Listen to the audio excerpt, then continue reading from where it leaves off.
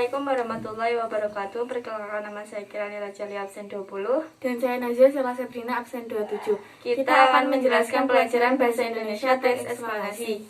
Mari kita simak videonya, teman-teman. Halo, apakah kalian pernah mengetahui teks eksplanasi? Ya, teks eksplanasi memiliki arti, yaitu teks yang berisi tentang proses, mengapa dan bagaimana suatu peristiwa alam, ilmu pengetahuan, sosial, budaya, dan lainnya.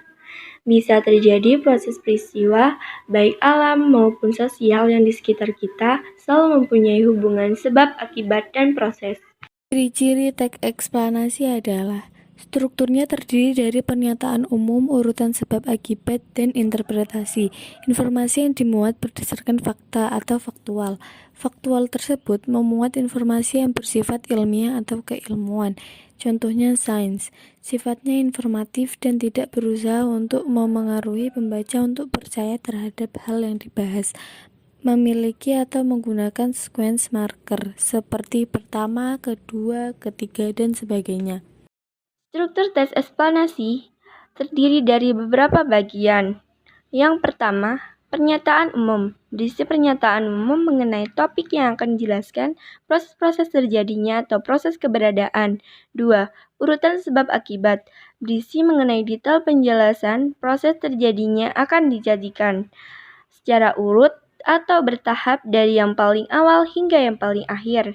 3. Interpretasi, berisi tentang kesimpulan mengenai topik yang telah dijelaskan.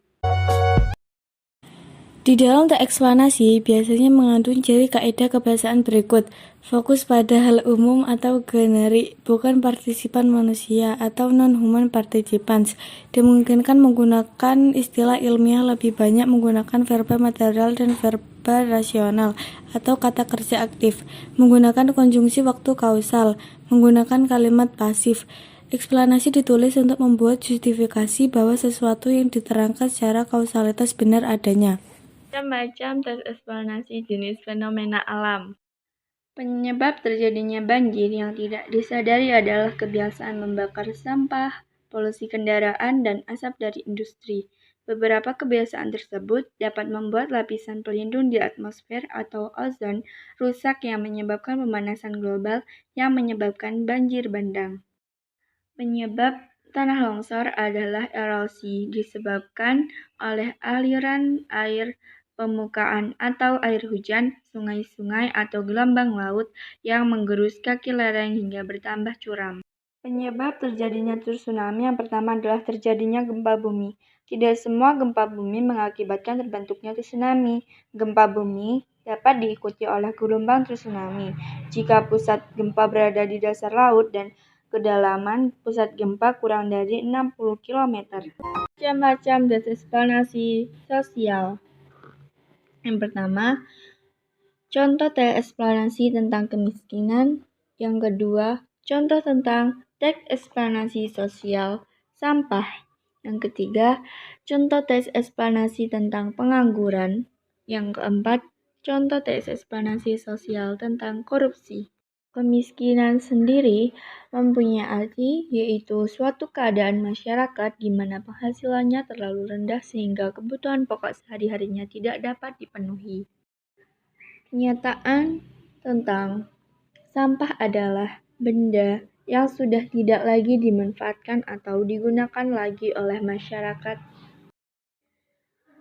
Pengangguran termasuk dalam satu isu sosial yang sering kali dibicarakan.